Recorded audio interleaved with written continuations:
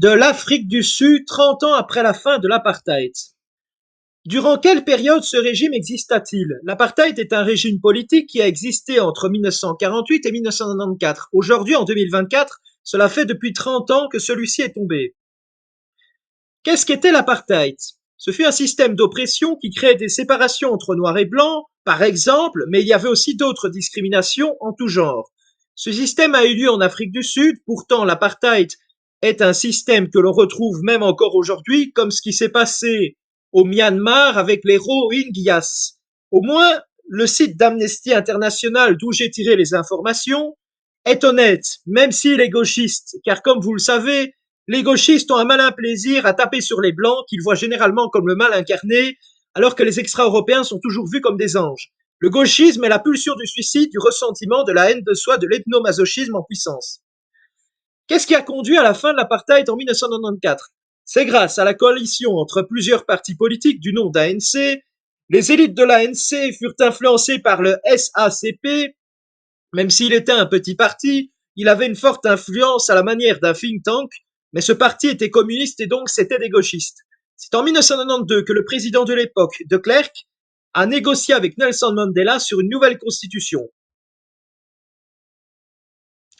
Et en 1994, il y eut aussi d'autres personnes qui étaient en accord avec la fin du régime de l'apartheid, mais avaient d'autres motifs, comme le Parti national, qui est le parti des Afrikaners et qui avait comme président aussi Andries Streunicht et militait pour le oui à la nouvelle constitution, expliquant que sinon il y aurait plus de sanctions internationales et de violence de la part des Noirs. D'un autre côté, nous avions le Parti conservateur ayant milité pour le non, expliquant que sinon, cela signifierait un gouvernement de Noirs et donc la perte de souveraineté pour les Blancs. C'est à l'issue de ce référendum que l'ANC a pris le pouvoir. Et aujourd'hui, en 1994, soufflait un vent d'espoir pour beaucoup de Sud-Africains. Pourtant, la situation n'a fait que se détériorer. Seulement 14 ans après la chute du régime de l'apartheid, en 2008, il y avait déjà un indice de développement qui avait déjà dégringolé. Concernant la criminalité, c'est l'un des pays au monde avec le plus de criminalité.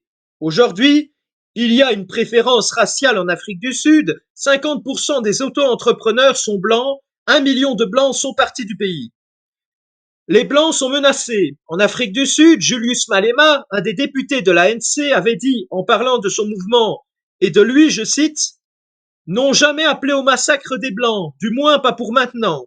Alors que précédemment, dans un de ses meetings, Julius Malema a chanté la chanson, je cite, Kill de Boer. Les Boers étant les Hollandais qui ont émigré là-bas et qui ont fondé la colonie du Cap en 1652. Le pire dans cette histoire est que la Cour de cassation, en août 2022 de Johannesburg, ne considérait pas ce refrain comme un appel à la haine. Imaginez-vous un instant si c'était des Blancs qui avaient proféré de tels propos, tous les gauchistes auraient été vent debout.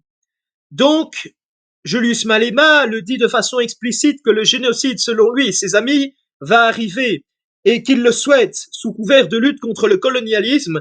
Voilà ce qui risquera en fait de se passer en Occident dans les années à venir si nous ne faisons rien. La violence engendre encore plus de violence. L'Afrique du Sud d'aujourd'hui, en plus de la violence de la corruption endémique, souffre aussi d'une très forte pauvreté. Bernard Lugan, dans un podcast du site internet revueconflit.com, disait à la 18e minute et 48e seconde du podcast, il disait, je cite, quasiment la moitié de l'Afrique du Sud n'est pas encore peuplée par les Noirs, et là il parle en fait du XVIIe siècle, et les Blancs vont donc remonter progressivement vers le nord, et la frontière va s'établir quelque part sur l'océan Indien entre la rivière Cay, par exemple. Et donc, c'est grâce aux Boers, majoritairement des paysans, qui ont permis de bâtir l'Afrique du Sud et les Anglais qui sont venus par la suite.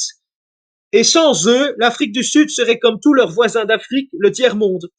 Ce qui est en train d'arriver au fur et à mesure que les Occidentaux partent, et c'est bien que les Occidentaux partent, car en tant qu'identitaire, je considère que chaque population doit avoir sa civilisation propre et que le nom, je vais y arriver, et que l'on ne doit pas mettre nos cheveux dans la soupe des autres civilisations, et les Sud-Africains noirs, ils se démerderont sans nous. En tout cas, voilà, que Dieu vous bénisse, que Dieu vous garde, que Dieu sauve la Belgique, que Dieu sauve l'Occident, et en tout cas, que Dieu sauve aussi le roi, et à très bientôt pour une prochaine vidéo.